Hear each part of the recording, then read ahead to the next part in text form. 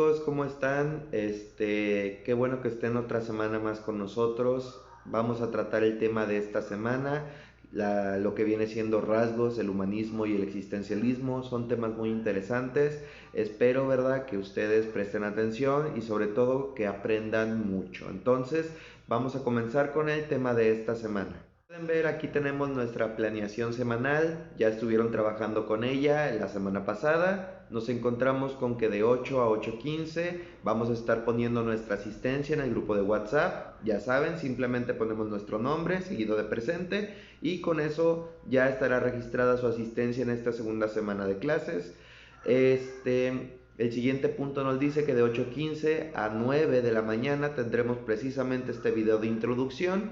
¿Para qué? Para que nosotros nos demos una idea más o menos del contenido que tenemos en esta semana de trabajo.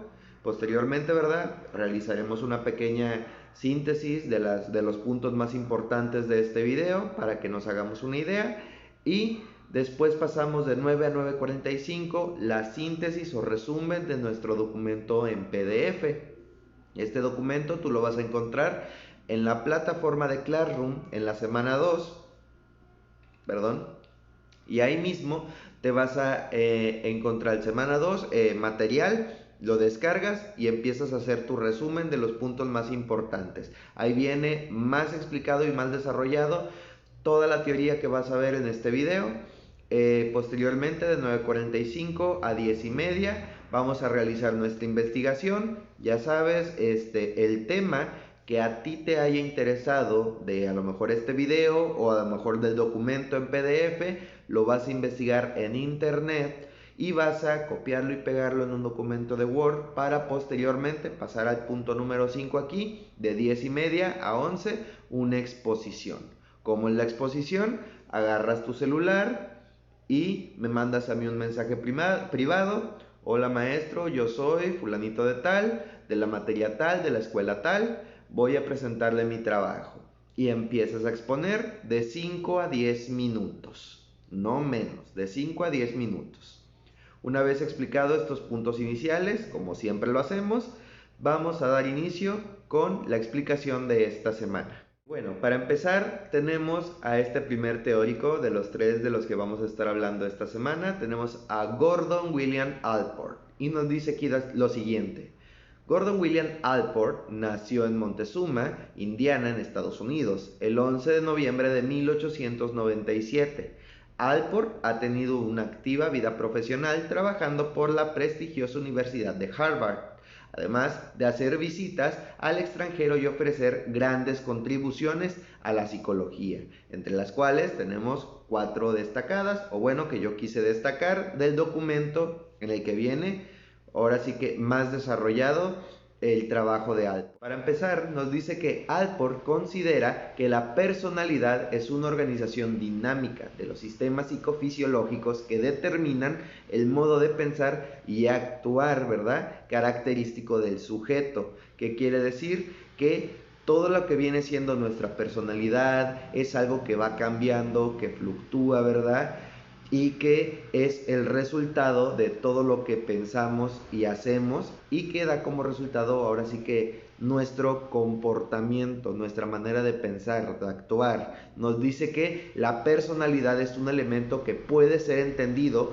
como una especie de sistema organizado que genera patrones conductuales a partir de la actividad del sujeto, que quiere decir que conforme nosotros vamos creciendo, nos vamos desarrollando, vamos aprendiendo nuevas formas de actuar y reaccionar frente a distintos entornos, y que eso va forjando poco a poco nuestra personalidad, nuestra manera de ser.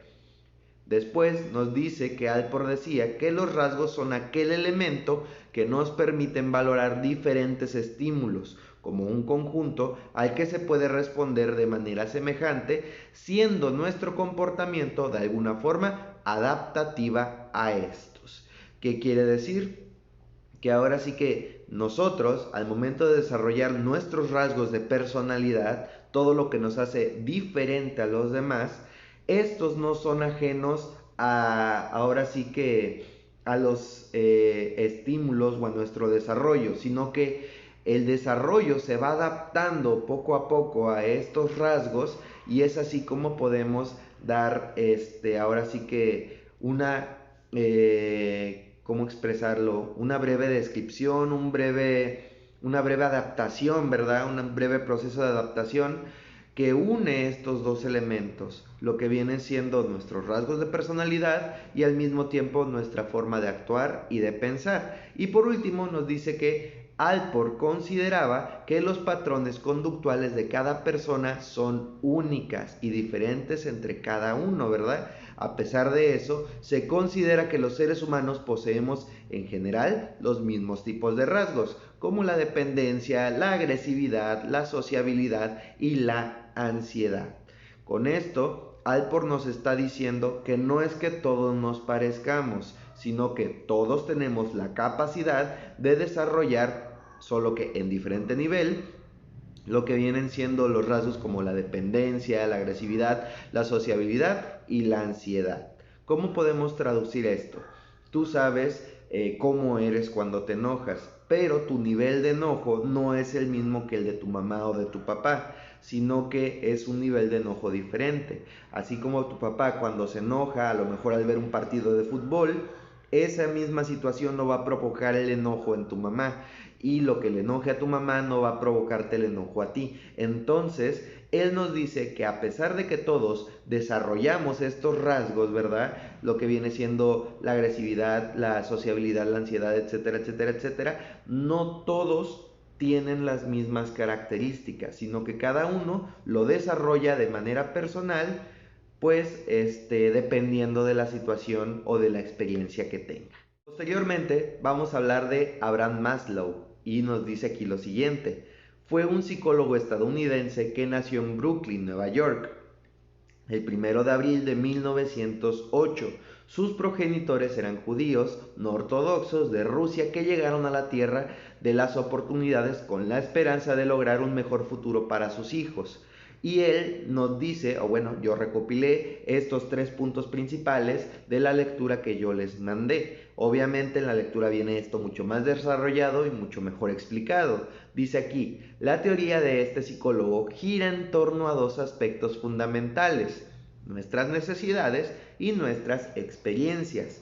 En otras palabras, lo que nos motiva y lo que buscamos a lo largo de la vida y lo que nos va ocurriendo en este camino. Ahora sí que lo que vamos viviendo. La teoría de la personalidad de Maslow tiene dos niveles: uno biológico, las necesidades que tenemos todos, y otras más personas, ¿verdad? Y otras más personales, que dice aquí, que son aquellas necesidades que son fruto de nuestros deseos y las experiencias que vamos viviendo. ¿Qué quiere decir? Entonces, Maslow dice que nosotros como personas a lo largo de nuestra existencia tenemos dos tipos de necesidades. Las primeras, que son las biológicas, como la de sentirnos bien, a lo mejor reproducirnos, a lo mejor incluso estar enamorados, ¿verdad? Querer una familia, etcétera, etcétera, etcétera. Y posteriormente nos dice que tenemos otras necesidades más personales, más egoístas, como por ejemplo ser licenciados, crecer, tener más dinero, un cargo de trabajo más exigente y al mismo tiempo que nos paguen más, sentirnos valorados, tener muchos amigos, a lo mejor ahora sí que sí, ¿verdad? Trascender en esta vida. Entonces, Maslow decía que teníamos específicamente esas dos necesidades, con las que nacemos, las que son biológicas, y las personales, que son un poquito más egoístas, que nos ayudan o que nos impulsan a seguirnos superando.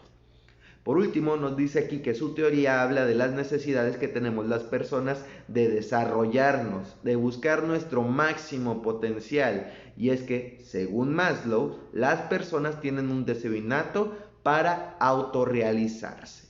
La autorrealización, según Maslow, es cuando nosotros ya cumplimos ahora sí con nuestros deberes fisiológicos, como comer, ir al baño, que nos sintamos bien, ¿verdad? Que no nos falte ninguna extremidad, y si nos falta, ¿verdad? Que nos sintamos cómodos con ellos.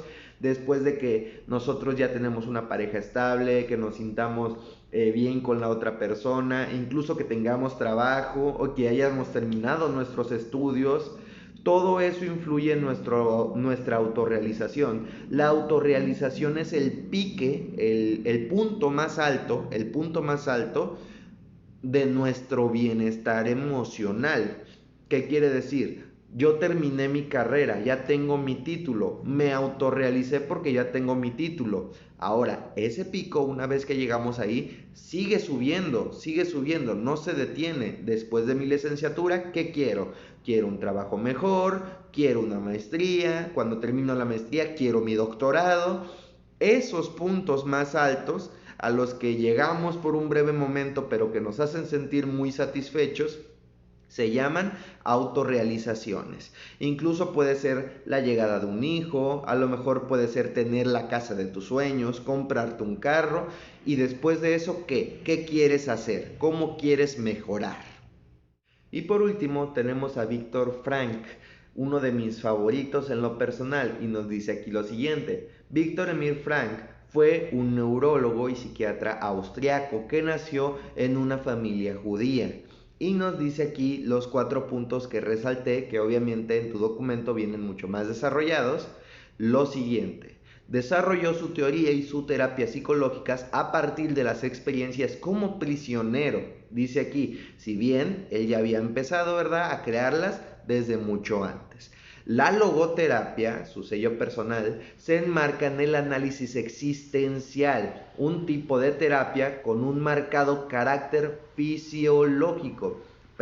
filosófico, que se centra en la búsqueda del significado vital ante el vacío existencial, o sea, causante de síntomas psicológicos, emocionales y físicos. ¿Qué quiere decir? Viktor Frankl desarrolló su teoría en base a cuál es el propósito que tú tienes ahora sí que en esta vida. ¿Te sientes cómodo como eres? ¿Sabes hacia dónde te diriges? ¿Qué pasa con nosotros cuando no tenemos esta meta, esta finalidad con nosotros, o que no la tenemos desarrollada? ¿Cómo nos sentimos? ¿Cómo nos hace sentir? Si tú tienes a lo mejor estos problemas, te conviene leer esta teoría porque aprendes mucho sobre cómo sobrellevarla, Entonces, sí es bien importante. Te recomiendo que le eches un ojo. Según Frankl, las personas siempre podemos dar un sentido a nuestras vidas, independientemente de las circunstancias en que nos encontremos. Consideraba que la experiencia humana tiene 3 dimensiones: la somática o la física, la mental y la espiritual. ¿Qué quiere decir? Lo que sentimos o lo que nuestro cuerpo produce, posteriormente lo que nuestra mente piensa, nuestros recuerdos, sentimientos y experiencias, y la espiritual, el sentido de nuestra vida, hacia dónde nos dirigimos, por qué estamos aquí, qué es lo que creemos, qué es lo que no creemos y cómo nos afecta esto. Según este autor, el origen de las alteraciones psicológicas es la falta de la fortaleza de la dimensión espiritual, así como del sentido en la vida. Es decir, por ejemplo, vamos a poner una persona de la tercera edad que ya terminó de trabajar y se va a jubilar. ¿Qué es lo que le pasa comúnmente a estas personas? Comúnmente, como ya han trabajado muchísimo tiempo, su vida gira en torno al trabajo. Ese es su sentido de la vida. Hay personas que a lo mejor no tienen familia con la cual llegar, que han pasado toda su vida trabajando y de repente se jubilan. Ya no tienen cabida en el trabajo porque a lo mejor ya pasó mucho tiempo, ya van a darle su pensión, etcétera, etcétera, etcétera. Y cuando llegan, ¿verdad?, a su casa, pues estas fallecen o caen en una profunda depresión porque ya no tienen un soporte para seguir viviendo, ya no tienen un motivo por el cual levantarse. Si eso lo traemos al aquí y a la hora en tu vida, entonces, ¿cuál me dirías tú que es el sentido de tu vida? ¿Cuál es el propósito de lo que tú estás haciendo? ¿Cómo te sientes con lo que estás haciendo? Si tu respuesta es que no lo sabes, entonces puedes empezar a trabajar en ¿Qué es lo que hace que tu vida valga la pena? Tu familia, tus hijos, tu esposa, tus padres, tus estudios, tu esfuerzo, el dinero que ganas, o a lo mejor en qué te lo gastas, etcétera, etcétera, etcétera. No importa que sea muy alto o muy bajo según las expectativas de nadie. Aquí lo importante es que tú te sientas cómodo con ellos y que los saques adelante. Pero bueno, esos serían los puntos más importantes de esta semana. Yo espero que hayas aprendido mucho o poquito, pero que lo hayas aprendido bien. Entonces vamos a dejarlo hasta aquí y nos vemos hasta la próxima semana. Nos vemos.